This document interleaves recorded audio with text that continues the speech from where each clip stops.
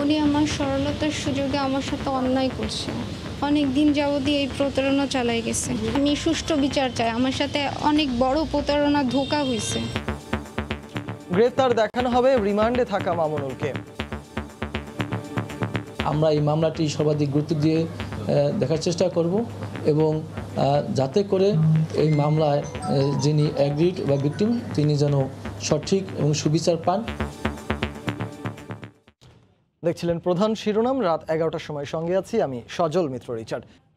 এবার অন্যান্য শীর্ষ সংবাদ। হাসপাতালে করোনা রোগীর চাপ কমলেও শঙ্কা বাড়াচ্ছে ভারতীয় ভ্যারিয়েন্ট। লকডাউন বাড়ানোর পরামর্শ বিশেষজ্ঞদের, গণপরিবহন চালুর দাবি পরিবহন সংগঠনের। আবারও মহামারীতে বিপর্যস্ত প্রান্তিক মানুষের পাশে প্রধানমন্ত্রী। প্রতি পরিবারে মোবাইলে পাঠাবেন ২৫০০ টাকা। সহায়তা পাবেন ৩৬.৫ লাখ মানুষ। চট্টগ্রামে বহির্নোঙরে ইঞ্জিন বিকল হয়ে সাগরে ডুবল বাল্কহেড এমভি পিঙ্কি। চ্যানেলের কাছাকাছি বারবার নৌ দুর্ঘটনায় বন্দরের কার্যক্রম ব্যাহত হওয়ার শঙ্কা। এবং বিশ্বে করোনায় মারা যাওয়া প্রতি ৪ জনের একজন ভারতের। রেকর্ড প্রায় ৪ লাখ শনাক্ত। জনসমাগম নিষিদ্ধ করে পশ্চিমবঙ্গে আংশিক লকডাউন।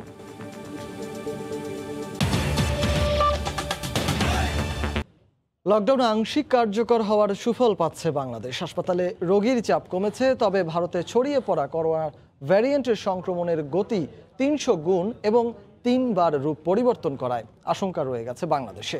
করোনা সংক্রমণের হার ৫% নিচে নামার আগে লকডাউন চালিয়ে যাওয়ার পক্ষে মত বিশেষজ্ঞদের। এদিকে শুক্রবার দুপুর পর্যন্ত ২৪ ঘন্টায় দেশে করোনায় আরও ৫৭ জনের মৃত্যু হয়েছে।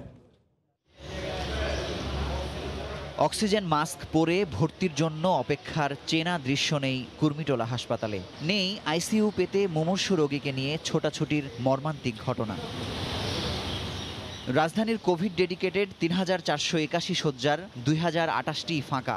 ফাঁকা সরকারি হাসপাতালের ৫৮টি আইসিইউ। আগে যেভাবে পেশেন্ট আসতো, লাইন ধরে বসে থাকতো, ভর্তি হতো, সেটা কিন্তু এখন নাই। আমাদের হাসপাতালে যাদেরকে আইসিইউতে রেফার করা হয়, আমরা তাদেরকে আইসিইউতে এখন নিতে পারি। বিশেষজ্ঞরা বলছেন কোভিড ভীতি এবং লকডাউনের আংশিক কার্যকারিতার ফল এটি। সরকারের গৃহীত যে লকডাউনের যে ঘোষণা, এটা তো অন্তত আংশিকভাবে কার্যকর হয়েছে। মানুষও কিছুটা ঘাবড়ে যে কিছুটা, আমার মনে হয় স্বাস্থ্যবিধিগুলো আগের চেয়ে কিছুটা বেশি মেনেছে এবং নিশ্চিতভাবে এটা তারই সুফল। তবে কিট সংকট নিয়ে কেন্দ্রীয় ওষুধাগারের তথ্যে নতুন করে আশঙ্কা তৈরি হয়েছে।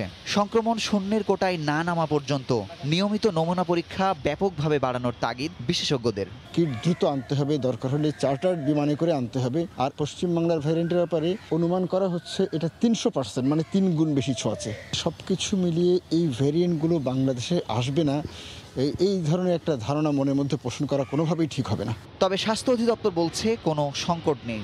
এটি সংগ্রহ করবার জন্য যত প্রশাসনিক যে উদ্যোগগুলো আছে সেটি সবসময়ই সচল আছে, সংগ্রহ করা হচ্ছে, তাৎক্ষণিকভাবে চাহিদাও মেটানো হচ্ছে। কাজেই সংকট যেটির কথা বলা হচ্ছে এটি একেবারেই তথ্য নির্ভর বা সঠিক নয়। বৃহস্পতিবার গত ৩৯ দিনের মধ্যে শনাক্ত সর্বনিম্ন হলেও মৃত্যুহার মোটেও কমেনি। তাই শারীরিক দূরত্ব ও মাস্ক পরা অন্তত ৯৫% পর্যন্ত নিশ্চিত না করেই লকডাউন শিথিল না করার জোর তাগিদ বিশেষজ্ঞদের। মুজাহিদ শুভ, সময় সংবাদ, ঢাকা। রাত 11টার সময় আরও থাকছে। নদীতে মাছ শিকারে 2 মাসের নিষেধাজ্ঞা উঠছে মধ্যরাতে। ইলিশের উৎপাদন লক্ষ্যমাত্রা ছাড়িয়ে যাবে আশা মৎস্য বিভাগের।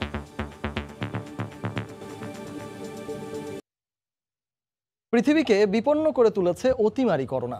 কখনো স্বজন, আবার কখনো জীবিকা হারানোর শঙ্কা এখন বাস্তবতা। সমাজের নিম্নবিত্তের ভবিষ্যৎ সবচেয়ে অনিশ্চিত।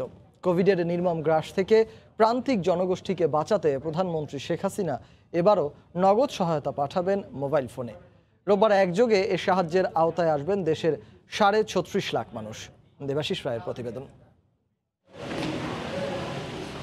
দুর্বিষহ অনিশ্চিত এক ভয়াবহ সময় পার করছে দেশের মানুষ। অতিমারি করোনার দ্বিতীয় ঢেউয়ে ক্রমেই হাসপাতালে চাপ বাড়ছে রোগীর। প্রবল অসহায়ত্বের এই সময়ে বিপন্ন যেন পারিপার্শ্বিক বাস্তবতাও। দেশে করোনায় এ পর্যন্ত মারা গেছেন 11,000-এর বেশি মানুষ।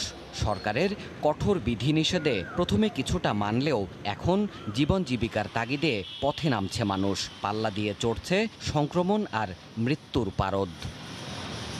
কাজ হারিয়ে নিরন্ন প্রান্তিক জনগোষ্ঠীর দীর্ঘশ্বাস দূর করতে এবারও অন্তত 125 ক্যাটাগরিতে পরিবার প্রতি 2,500 টাকা ডিজিটাল পদ্ধতিতে দেয়া হবে।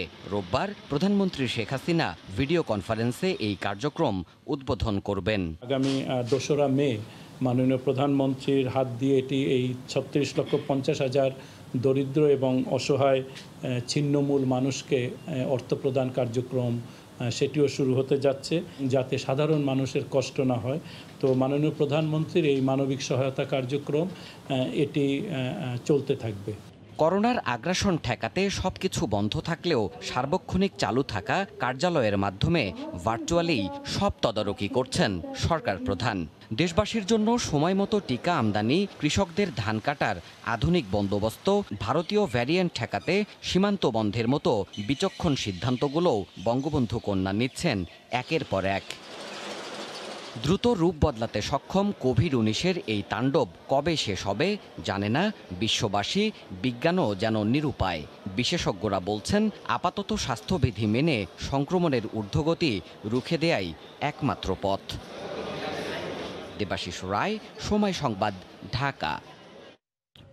বিএনপি মহাসচিব মির্জা ফখরুল ইসলাম আলমগীর বলেছেন, ভ্যাকসিনের বিকল্প না খুঁজে একটি উৎসের ওপর নির্ভর করেছে সরকার, আর তাই এখন সংকটে পড়েছে দেশ। সকালে গুলশানে বিএনপি চেয়ারপারসনের কার্যালয়ে দলীয় নেতাকর্মীদের পরিবারের সদস্যদের ঈদ উপহার বিতরণ অনুষ্ঠানে তিনি একথা বলেন। আজকে যেহেতু তাদের জনগণের কাছে কোনো জবাবদিহিতা নেই, তারা গোটা এই কোভিডকে নিয়ে ব্যবসা করেছে, জনগণের সমস্যার সমাধান করে নাই। চিকিৎসা পাচ্ছেন আমাদের লোকজনেরা, তারা হাসপাতাল থেকে হাসপাতাল ঘুরে বেড়াচ্ছে, একটা আইসিইউ পায় না। অথচ আপনার 1.5 বছর ধরে আজকে এই অবস্থা চলছে, তারা এগুলোর দিকে লক্ষ্যই রাখেনি। শুধু কি করে টাকা বানানো যাবে, কি করে দুর্নীতি করা যাবে, সেই দিকে তারা কাজ করেছে। 1.5 বছর আগে আমরা বলেছি যে একটা সোর্স থেকে যেন ভ্যাকসিন না নেওয়া হয়, কিন্তু তারা একটা সোর্স থেকে ভ্যাকসিন নিয়েছে তাদের নিজেদের স্বার্থে, যার ফলে কি হচ্ছে, এখন ভ্যাকসিন নাই। চট্টগ্রামের বহির্নোঙরে ইঞ্জিন বিকল হয়ে ডুবে যাওয়া জাহাজ এমভি পিঙ্কি বাল্কহেড থেকে 5 শ্রমিককে জীবিত উদ্ধার করেছে বাংলাদেশ কোস্টগার্ড। নগরীর ফিরিঙ্গি বাজার এলাকা থেকে পাথর নিয়ে নোয়াখালীর ভাসানচরের যাওয়ার পথে দুর্ঘটনা ঘটে। চ্যানেলের কাছাকাছি বারবার নৌ দুর্ঘটনায় বন্দরের কার্যক্রম ব্যাহত হওয়ার শঙ্কার কথা জানিয়েছেন সংশ্লিষ্টরা। বন্দর কর্মকর্তারা জানান, ডুবে যাওয়া এমভি পিঙ্কি নামের এই বাল্কহেডটি বৃহস্পতিবার সন্ধ্যায় নগরীর ফিরিঙ্গি বাজার এলাকা থেকে পাথর বোঝাই করে মধ্যরাতে রওনা দেয় নোয়াখালীর ভাসানচরের উদ্দেশ্যে। কিন্তু ভোর 3:30টার দিকে বন্দরের বহির্নোঙর থেকে 1.5 নটিক্যাল মাইল অতিক্রম করার পর এর ইঞ্জিন বিকল হয়ে যায়। পরে এটি ভাসতে ভাসতে অন্য একটি জাহাজের সঙ্গে ধাক্কা লাগলে তলা ফেটে গিয়ে সাগরেই ডুবে যায়। জানা গেছে আর কি, সেটা হলো যে তার ইঞ্জিনের সমস্যা ছিল, এটা তাকে ভাসানচরের জন্য পাথর নিয়ে যাচ্ছিল। 8:13 সময় লাইটার ভেসেলটা একদম পার্মানেন্টলি পার্কের ভিতরে ওখানে ঢুকে যায়। টোটাল 5 জন ছিল, 5 জনই জীবিত, একদম সুস্থভাবে উদ্ধার করেছি আমরা। বাল্কহেডটি ডুবে যাওয়ার আগেই তার 5 নাবিক সাগরে ঝাঁপিয়ে পড়ে। পরবর্তীতে কোস্টগার্ড তাদের উদ্ধার করে নিয়ে আসে। ডুবে যাওয়া বাল্কহেডটি বন্দরের জাহাজ চলাচলে তেমন ঝুঁকি সৃষ্টি না করায় এটি উদ্ধারের বিষয়ে এখনো কোনো সিদ্ধান্ত নেওয়া হয়নি। তবে চ্যানেলের কাছাকাছি বরাবর এ ধরনের ঘটনা বন্দরের কার্যক্রমে ব্যাঘাত ঘটাতে পারে বলে আশঙ্কা। এদিকে অবৈধভাবেই এই বাল্কহেড পণ্য পরিবহন করছিল বলে অভিযোগ করেছে ওয়াটার ট্রান্সপোর্ট সেল। এই বাল্কহেডগুলো শুধু তার নিজ নিজ এরিয়াতে নিজ নিজ মহকুমায় চলার কথা, হাউস হোল্ড কার্গো বা বালি গাড়ি করার জন্য। এগুলো তো আমরা বন্ধ করতে পারতেছি না। বছরের এপ্রিল থেকে অক্টোবর মাস পর্যন্ত ঝড় হওয়ার কারণে সাগরে এই ধরনের লাইটারের জাহাজ এবং বাল্কহেড চলাচল ঝুঁকিপূর্ণ হয়ে ওঠে। নানা দুর্ঘটনায় প্রতি বছরে এই ধরনের 7 থেকে 10টি জাহাজ ডুবির ঘটনা ঘটে। কমল দে, সময় সংবাদ, চট্টগ্রাম। রাত 11টার সময় আরও থাকছে। রোজার মাঝামাঝিতে এসে মুরগির বাজারে স্বস্তি। পাইকারি ও খুচরায় দাম কমেছে অন্তত 50 টাকা। প্রতি ডজনে 10 টাকা পর্যন্ত কমেছে ডিমের দরও। এ যেন শস্যের মধ্যে ভূত, নিয়মের মধ্যে অনিয়ম। নিবন্ধন ছাড়াই সড়কে চলছে ঢাকা দক্ষিণ সিটি কর্পোরেশনের 300-রও বেশি গাড়ি, যেগুলোর 70%-ই নেই ফিটনেস সার্টিফিকেট আর রুট পারমিট। অনেক চালকেরও নেই ড্রাইভিং লাইসেন্সও। ময়লাবাহী এই গাড়িগুলোতে গত 2 বছরে বেড়েছে দুর্ঘটনা ও প্রাণহানির ঘটনা। অনিয়মের কথা স্বীকার করে মেয়র জানালেন শিগগিরই ব্যবস্থা নেওয়া হবে। মার্জিয়া মুমুর রিপোর্ট, আর ক্যামেরায় ছিলেন মোহাম্মদ শাহিন। স্টিয়ারিংয়ে বসা এই কিশোর, যার নেই লাইসেন্স কিংবা গাড়ি চালানোর কোনো অনুমতিপত্র, কিন্তু তিনি চালাচ্ছেন ঢাকা দক্ষিণ সিটি কর্পোরেশনের ময়লাবাহী গাড়ি। একই অবস্থা সংস্থাটির পরিবহন পুলে কাজ করা অধিকাংশ চালকের। কাগজপত্র আপনার সবই আছে, কিন্তু আমাদের গাড়িতে নেই, এটা সরকারের কাছে। আমাদের লাইসেন্স তো আর কেউ চেক করে না, তার জন্য আমরা লাগে না। শুধু লাইসেন্স না থাকাই নয়, দক্ষিণ সিটি কর্পোরেশনের অধীনে 513টি গাড়ির মধ্যে নিবন্ধন রয়েছে মাত্র 150টির। ওরা গাড়ি চালায় মনে করেন আউলা চুট করি, ময়লার গাড়ি তো ডরে কেউ কিছু কয় না, কোনো আপনার ট্রাফিক সিগন্যাল মানে না, ওদের ইচ্ছা মতো ওরা চালায়। গেল 16 এপ্রিল দক্ষিণ সিটি কর্পোরেশনেরই এমনই এক গাড়িতে চাপা পড়ে মারা যান এক রিকশা চালক। 2 মাসের ব্যবধানে নগর কর্তৃপক্ষের এই যানগুলো রাস্তায় ঘটিয়েছে অন্তত বেশ কয়েকটি হতাহতের ঘটনা। এই বিষয়ে যদি সিটি কর্পোরেশনের ইন্টারনালি ভালো ব্যবস্থা নেয়, সেক্ষেত্রে আমার মনে হয় এই দুর্ঘটনাগুলো কমে আসবে। নিজ দফতরে পরিবহন খাতে এমন অনিয়মের কথা স্বীকার করে নিয়েছেন খোদ নগর পিতাও। এতগুলো যানবাহনের বহরে আমাদের যে জনবল অপ্রতুলতা, এই কারণে এবং এটাকে অবলম্বন করে বিভিন্ন অনিয়ম এখানে দানা বেঁধেছে। দীর্ঘদিনের প্রশাসনিক দুর্বলতায় এমন বেপরোয়া চালক দিয়ে কর্পোরেশন চলে আসলেও আগামীতে এসব খাতে শৃঙ্খলা ফেরাতে বর্তমানে দায়িত্বরতরা কতটুকু সফল হবেন সেটি এখন দেখার বিষয়। মার্জিয়া মুমু, সময় সংবাদ, ঢাকা। নদীতে মাছ শিকারে 2 মাসের নিষেধাজ্ঞা উঠছে কিছুক্ষণের মধ্যেই। ঝাঁকে ঝাঁকে রূপালী ইলিশ পাওয়ার স্বপ্ন জেলেদের। অভয়াশ্রমে মাছ ধরা বন্ধ থাকায় উৎপাদন লক্ষ্যমাত্রা ছাড়িয়ে যাবে বলে আশা মৎস্য বিভাগের। জেলা প্রতিনিধিদের তথ্য ও ছবি নিয়ে রিপোর্ট। আজীবন যাদের নদী নৌকা জালের সঙ্গে গাঁটছড়া বাঁধা, 2 মাসের বিচ্ছেদ তাদের কাছে বড়ই দুর্ভাবনার। তবে আশার কথা হলো এ সময়েই ইলিশগুলো বেড়ে উঠেছে এই নিষেধাজ্ঞার কল্যাণেই। তাই জেলেদের জাল বুননের সঙ্গে সঙ্গে চলছে মনে মনে স্বপ্ন বুননও। শেষ, এখন আমরা মাছ ধরতে নদী যাব, ইনকাম করি, মানুষের দেনা পরিশোধ করুন। কর্তৃপক্ষ জানান, চাঁদপুর, লক্ষ্মীপুর, ভোলা, ফরিদপুর, পটুয়াখালী ও শরীয়তপুরে 2,77,189 জন জেলেকে প্রণোদনা দেয়া হয়। এর বাইরে থাকা অনেকে সহায়তা পাননি বলে অভিযোগ জেলেদের। কিস্তি মিস্তি লয়ে পুরা টেনশনে আছে, মনে করেন মাছ দেনা বানা দিতে পারি না। মাছটা সামনে কম হই, এই রিজিক যা আছে এই গাঙ্গুই চলতে পারবো। 10 টাকা সমমূল্যমানের অ্যাকাউন্ট করে দিয়ে প্রণোদনার যে ভাতাটি সে অ্যাকাউন্টে যেন পৌঁছে যায়, সেটার ব্যবস্থা আমরা রাখার জন্য প্রস্তাব করেছি। ঈদের আগেই এই দ্বিতীয় ধাপের যে চালটা, এটা আমরা বিতরণ সম্পন্ন করতে পারবো। বড় ইলিশ ধরতে পারলেও জাটকা ধরা বন্ধ থাকবে। সকল নদীতে 6.5 সেন্টিমিটার ম্যাশ সাইজের জাল ব্যবহার করে মাছ ধরে আমাদের জাটকা রক্ষায় এগিয়ে আসতে হবে। এদিকে রাঙামাটির কাপ্তাই হ্রদে 31 জুলাই পর্যন্ত মাছ ধরার উপর নিষেধাজ্ঞা দেওয়া হয়। এ সময় সহায়তা পাবেন 20,000 জেলে। মিজানুর রহমান খবির, সময় সংবাদ। রোজার মাঝামাঝিতে এসে মুরগির বাজারে ফিরেছে স্বস্তি। লাগামহীনভাবে বাড়তে থাকা মুরগির দাম কমছে। পাইকারি ও খুচরায় পাকিস্তানি ও দেশি মুরগির দাম কমেছে 50 থেকে 100 টাকা পর্যন্ত। প্রতি ডজনে 10 টাকা পর্যন্ত কমেছে ডিমের দামও। লকডাউনে চাহিদা কমা ছাড়াও রোজায় হোটেল রেস্তোরাঁ বন্ধ থাকার প্রভাব বলছেন বিক্রেতারা। রোজার শুরুতেও রাজধানীর পাইকারি আড়তে সোনালী মুরগি বিক্রি হতো প্রতি কেজি 300 থেকে 320 টাকায়। দেশি মুরগির জোড়া ছিল 900 টাকা, আর ব্রয়লার মুরগি প্রতি কেজি বিক্রি হতো 140 টাকায়। তবে রোজায় হোটেল রেস্তোরাঁ বন্ধ থাকায় চাহিদা কমায় প্রভাব পড়েছে দামে। শুক্রবার রাজধানী কারওয়ান বাজারে পাইকারি আড়তে গিয়ে দেখা গেল সোনালী মুরগির দাম কমে বিক্রি হচ্ছে 220 থেকে 230 টাকায়। দেশি মুরগির জোড়া বিক্রি হচ্ছে 750 থেকে 800 টাকায়। আগে বিক্রি করতাম 320 টাকা, 310 টাকা, 330 টাকা এরকম ছিল। এই করোনা আসার পর থেকেই আপনার মনে করেন অনেক লস হইতেছে আমাদের। কক মুরগিটার দাম আমরা 220-30 এরকম, 30 কাঁচা 1200-1500 মুরগি বিক্রি করছি, এখন 500-600 মুরগি বিক্রি করি।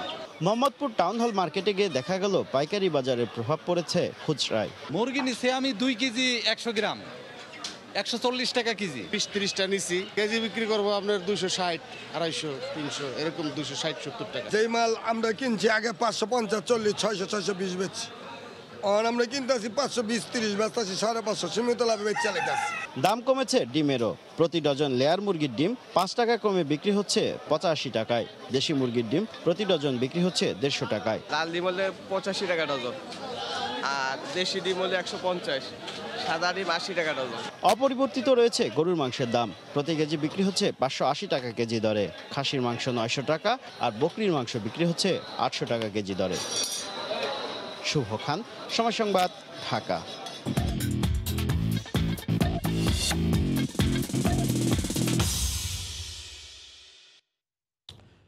ঈদ ঘনিয়ে আসায় শপিং মল মুখী হচ্ছেন ক্রেতারা। ছুটির দিনে রাজধানীর নিউ মার্কেট, গাউছিয়া ও চাঁদনী চক সহ সব বিপণী বিতানে ক্রেতাদের উপচে পড়া ভিড় দেখা গেছে।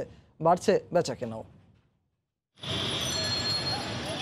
একে তো লকডাউনে সীমিত কেনাকাটার সময়, আর কর্মদিবসে শপিং মলে যাওয়ার ফুরসত মেলে না তেমন। তাই শুক্রবার সাপ্তাহিক ছুটির দিন সকাল থেকেই ঈদের কেনাকাটা সারতে পরিবার পরিজন নিয়ে বিপণী বিতানে হুমড়ি খেয়ে পড়েছেন ক্রেতারা। এদিকে নিয়ে আসছি, যার কারণে শুক্রবারে সকাল সকালই আসা হয়েছে আর কি, রোজার মাস। আজকে বাচ্চাদের জন্য কিনতে আইছি, তারপরে বড়দের দেখবো। বেশিরভাগই এসেছেন শিশুদের বায়না মেটাতে। বড়দের 3 পিস কম বিক্রি হলেও শিশুদের পোশাকের বিক্রি হচ্ছে ভালো। ইমিটেশনের গহনার দোকানও নারীদের ভিড় দেখা গেছে। পোশাকের সঙ্গে মিলিয়ে গহনা কিনছেন অনেকে। মেয়ের জন্য একটা জামা কিনতে হয়, না কিনলেও হয় না, মেয়ে রাগ করবে। তারা কেনাকাটা করতে হয়, বাচ্চাদের আইটেম বেশিরভাগ কেনাকাটা হচ্ছে, রেডিমেড আইটেম। 3 পিস কিনেছি 2টা, এই তো অর্নামেন্টস দেখছি, এর সাথে আর কি ম্যাচিং করে কিছু অর্নামেন্টস দেখছি আর কি। এদিকে শপিং মলের পরিবেশ নিয়ে তেমন অভিযোগ না থাকলেও দাম নিয়ে মিশ্র প্রতিক্রিয়া ক্রেতাদের। যেটা দাম 1000-1200 না, সেটা চাচ্ছে 1000-1200। রোজার মাঝামাঝি এসে বিক্রি আগের চেয়েও বাড়লেও সন্তুষ্ট নয় বিক্রেতারা।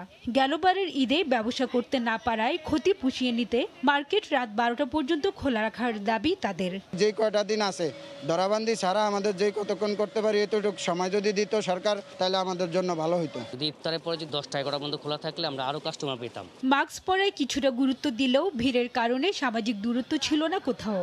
মার্কেটের প্রবেশপথে জীবাণুনাশক টানেল থাকলেও ব্যবহার দেখা যায়নি। হাজিরা শিউলি, সময় সংবাদ, ঢাকা। করোনাকালে দেশি বিদেশি স্যানিটাইজারের রমরমা ব্যবসা হলেও বাজারে নেই রাষ্ট্রীয় প্রতিষ্ঠান কেরুর স্যানিটাইজার। লাভজনক হওয়ার পরও রহস্যজনক কারণে গত 1 বছরে পাইকারি খুচরা কোনো পর্যায়েই গড়ে ওঠেনি তাদের বিপণন ব্যবস্থা। উৎপাদনেও চরম উদাসীনতা। অর্থনীতিবিদরা বলছেন বাজারের সম্ভাবনা কাজে লাগাতে কেরুর স্যানিটাইজার উৎপাদন বাড়ানো উচিত। হরিপদ সাহার রিপোর্ট।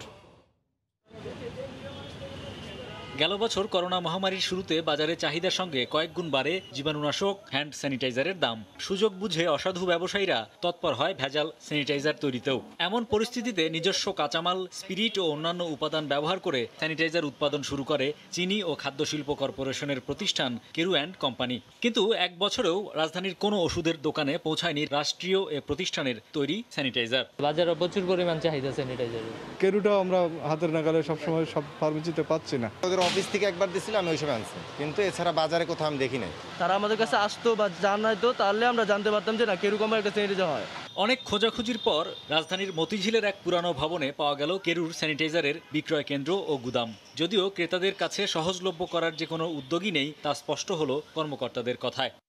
ঢাকায় আমাদের অফিস থেকে বিক্রি হচ্ছে, তারপর আবার চিনি ভবন থেকে বিক্রি হবে। যারা যারা নিতে চায় আমাদের থেকে হ্যান্ড স্যানিটাইজার, তাদেরকে আমরা দিয়ে দিই। এখানে কাস্টমার আসতে বিক্রি করি। আমাদের প্রোডাকশন আমরা প্রতিদিন আমরা এটা করি না। কালকে শুরু করলাম, কালকে থেকে শুরু হলো, আবার 3 দিন করলাম, আবার 2 দিন বন্ধ রাখলাম। বিষয়টা এইরকম আর বেসরকারি করোনাকালে স্যানিটাইজারের বাজার সম্প্রসারণে কেরুর এই উদাসীনতায় অবাক অর্থনীতিবিদরাও। তাদেরকে উৎপাদন ব্যাপকভাবে সম্প্রসারণ করতে হবে, যেহেতু এই বাজারটি একটি নিশ্চিত বাজার এবং এখানে বাংলাদেশের অনেক বেসরকারি প্রতিষ্ঠান, মাল্টিন্যাশনাল কোম্পানি এবং আমদানি করেও কিন্তু এই স্যানিটাইজারের চাহিদা মোকাবেলা করতে হচ্ছে। অবশ্য খাদ্য ও চিনি শিল্প কর্পোরেশনের চেয়ারম্যান শোনালেন আশার কথা। পারফিউম করে এবং স্প্রে সহ একটু দাম বাড়িয়ে এটা বিক্রি করার জন্য চিন্তা ভাবনা করছি। 2-3 বছর করা শুরু হচ্ছে, খুব শীঘ্রই হয়তো আমরা আসবো। কেরুর গুদামে ও কারখানায় বর্তমানে প্রায় 3000 লিটার স্যানিটাইজার মজুদ আছে বলে জানিয়েছে প্রতিষ্ঠানটি। হরিপদ সাহা, সময় সংবাদ, ঢাকা। এবার দেশের বাইরের খবর। বিশ্বে করোনায় মারা যাওয়া প্রতি 4 জনের 1 জন ভারতের। সবশেষ একদিনে শনাক্ত রেকর্ড প্রায় 4 লাখ। করোনাপ্রবণ 10 রাজ্যের অন্যতম পশ্চিমবঙ্গে সংক্রমণ ঠেকাতে আংশিক লকডাউন জারি করা হয়েছে। জনসমাগম নিষিদ্ধ করেছে রাজ্য সরকার। পশ্চিমবঙ্গের সব জায়গায় এই সিদ্ধান্ত কার্যকর হবে, না মানলে কঠিন শাস্তির মুখোমুখি হতে হবে। বিস্তারিত জানাচ্ছেন সুব্রত আচার্য।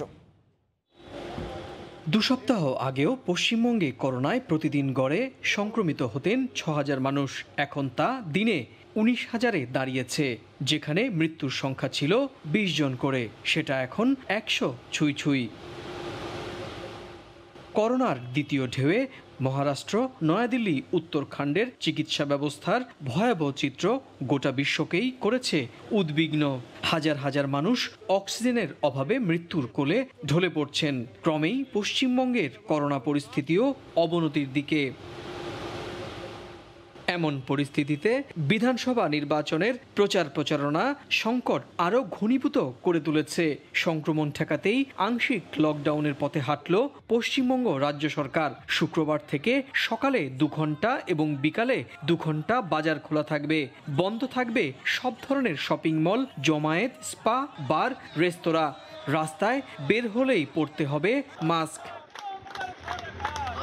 আগামী 2রা মে ভোটের ফল প্রকাশিত হলে নতুন সরকার গঠনের জন্য 2 দিন সময় দেওয়ার পর রাজ্যটিতে পুরোপুরি লকডাউনে যেতে পারে এমন আভাসও পাওয়া যাচ্ছে। সুব্রত আচার্য, সময় সংবাদ, পশ্চিমবঙ্গ, ভারত। ফ্রান্স সহ ইউরোপের কয়েকটি দেশে করোনার ভারতীয় ভ্যারিয়েন্ট ছড়িয়ে পড়ায় উদ্বিগ্ন প্রবাসী বাংলাদেশিরা। বিস্তারিত জানাতে এই মুহূর্তে প্যারিসে আছেন সহকর্মী লুৎফুর রহমান বাবু। সরাসরি চলে যাব তার কাছে। বাবু। রিচার্ড, ফ্রান্সে কিন্তু ভারতীয় যে ভেরিয়েন্ট সেটি ধীরে ধীরে ছড়াচ্ছে। আমরা গতকাল যেখানে দেখাচ্ছিলাম একজন আক্রান্ত হয়েছে নতুন এই ভারতীয় করোনার ভেরিয়েন্টে, আজকে কিন্তু আমরা দেখছি কোনো কোনো গণমাধ্যমে খবর এসেছে 3 জন এবং কোনো কোনো গণমাধ্যমে খবর এসেছে 5 জনের শরীরে নতুন এই করোনার ভারতীয় ভেরিয়েন্ট পাওয়া গিয়েছে। তবে স্বাস্থ্য মন্ত্রণালয় থেকে তারা জানিয়েছেন যে তাদেরকে আইসোলেশনে রাখা হয়েছে এবং তারা আসলে কাদের সংস্পর্শে ছিলেন সেটিও তারা খোঁজ নিচ্ছেন। ভারতীয় এই ভেরিয়েন্ট কিন্তু ফ্রান্সের পাশাপাশি ইউরোপের অনেক দেশেই ছড়িয়েছে এবং এটি কিন্তু খুব দ্রুত ছড়াচ্ছে। তবে প্রত্যেকটি দেশের সরকারের তরফ থেকে জানানো হয়েছে তারা এই ভেরিয়েন্ট যাতে না ছড়ায় সেজন্য যে পদক্ষেপ নেওয়া দরকার সেগুলোই আসলে তারা নিচ্ছেন। সার্বিকভাবে ফ্রান্সের করোনার পরিস্থিতি যদি আমি আপনাকে বলি তাহলে বলতে হবে যে এই সপ্তাহটা, আজকে কিন্তু সপ্তাহের শেষ দিন, পরিস্থিতির কিছুটা উন্নতি দেখা গেছে। অর্থাৎ গেল 24 ঘন্টায় আগের 24 ঘন্টার তুলনায় আক্রান্তের সংখ্যা কিছুটা কমেছে। তবে আমরা এই যে সবচেয়ে বড় যে বিষয়টি ঘটছে সেটি হচ্ছে কিন্তু আমাদের বাংলাদেশি কমিউনিটিতে আক্রান্তের সংখ্যা অনেক বেশি বেড়েছে। সেই সাথে মৃতের সংখ্যা কিন্তু আগের যে 2 ধাপ ছিল সেই 2 ধাপের তুলনায় এবারে এসে কিন্তু মৃতের সংখ্যা বেড়েছে। গতকালও কিন্তু একজন প্রবাসী বাংলাদেশি করোনায় আক্রান্ত হয়ে মারা গিয়েছেন। তার 3 দিন আগে আরেকজন প্রবাসী বাংলাদেশি করোনায় আক্রান্ত হয়ে মারা গিয়েছিলেন। এবং এই মুহূর্তে ফ্রান্সের হাসপাতালেও বিপুল সংখ্যক মানুষের পাশাপাশি অনেক প্রবাসী বাংলাদেশিও হাসপাতালে করোনায় আক্রান্ত হয়ে ভর্তি রয়েছেন এবং হাসপাতালের আইসিইউতে কিন্তু করোনার বিরুদ্ধে লড়াই করছেন অনেক প্রবাসী বাংলাদেশি, যাদের অবস্থা আসলে বেশ আশঙ্কাজনক। সে কারণে প্রবাসী বাংলাদেশি সহ সাধারণ মানুষের মাঝে করোনা নিয়ে কিন্তু এখনো অনেক আতঙ্ক রয়েছে। অর্থাৎ করোনার এই যে মহামারী সেটি কিন্তু এখনো শেষ হতে আমরা দেখছি না। পাশাপাশি সরকারের তরফ থেকে 4 দফায় ফ্রান্সে লকডাউন তুলে দেওয়ার ঘোষণা দেওয়া হয়েছে এবং আগামী মে মাসের 3 তারিখ প্রথম অবস্থায় লকডাউন তুলে দেবে এবং 19 মে থেকে বার রেস্টুরেন্ট পর্যায়ক্রমে ফ্রান্সে লকডাউন তুলে দেওয়ার ঘোষণা দেওয়া হয়েছে এবং আগামী মে মাসের 3 তারিখ প্রথম অবস্থায় লকডাউন তুলে দেওয়া হবে এবং 19 মে থেকে বার রেস্টুরেন্ট পর্যায়ক্রমে খুলে দেওয়া হবে এবং পরবর্তীতে এখন যে কারফিউ বলবৎ রয়েছে সেটিও কিন্তু পর্যায়ক্রমে তুলে দেওয়া হবে। তো এই ছিল রিচার্ড এখন পর্যন্ত আমার কাছে সর্বশেষ। ইউরোপের করোনা পরিস্থিতির সবশেষ খবরাখবর জানাতে ফ্রান্সের প্যারিস থেকে যুক্ত হয়েছিলেন লুৎফুর রহমান বাবু।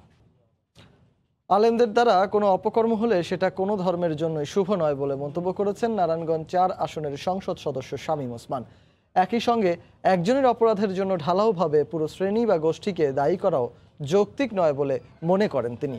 নারায়ণগঞ্জ নগরীর মাজদাইর এলাকায় পৌর কবরস্থানে বড় ভাই নাসিম ওসমানের কবর জিয়ারত শেষে সাংবাদিকদের তিনি একথা বলেন। যখন তারা কথা বলেন মানুষের চোখ দিয়ে গড় গড় করে পানি পড়ে এবং মানুষ এটা গ্রহণ করে। সেই মানুষ যদি দেখে যে যার কথা শুনে 4 চোখ দিয়ে পানি পড়েছে, বিশেষ করে ইয়াং জেনারেশন, যে বাচ্চা ছেলে, হ্যাঁ, যে অনেক প্রশ্ন যার ভিতরে আছে, সে যদি দেখে এই ধরনের ঘটনা ঘটে, আমার মনে হয় সেটা যে কোনো ধর্মের জন্যই খারাপ, শুধু ইসলাম ধর্মের জন্য না। আমরা যে কষ্ট পেয়েছি, যে একটা আলেম যিনি নিজেকে দাবি করেন তিনি এই কাজটা করেন কিভাবে, এই কষ্টেরই বহিঃপ্রকাশ হচ্ছে। বাট এটা এরকম ঘটনা নতুন না, এবং এটাই যে শেষ ঘটনা তা না।